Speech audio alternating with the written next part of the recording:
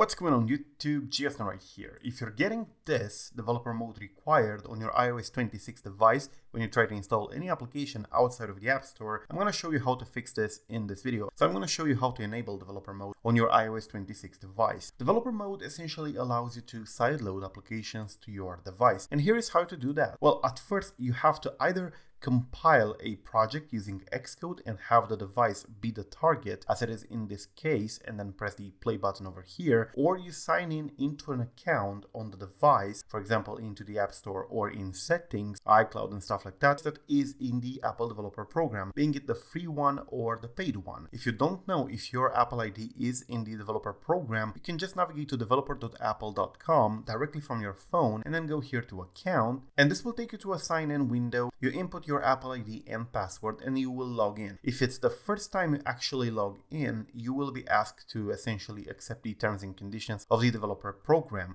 and that would be it. You don't have to pay Apple anything. The free developer account works as well. And once you do that, if you have the same Apple ID on your iOS 26 device, you can now just go here, navigate all the way down to privacy and security, and now you should have a toggle at the bottom that says in here developer mode, and it should say off. Now you toggle that on, you press restart, the device will now reboot, and that's it. Alright, so here is the device after a reboot. It shows this screen over here, says ready to enable developer mode, and we're going to swipe up in here and enable. That's what you need to do on iOS 26. It's going to also require your passcode, and after that you should see the Apple logo again, and developer mode will be enabled on your device. And yeah, as you can see right now, I can go ahead and simply open applications like this, and now they would run fine because I do have the developer mode enabled on this device. That's basically it. Thank you for watching. I'm Geosno. Till the next time, don't forget to check out 8kseg if you want to learn about iOS security research, reverse engineering, and so on. They have the Offensive iOS Internals course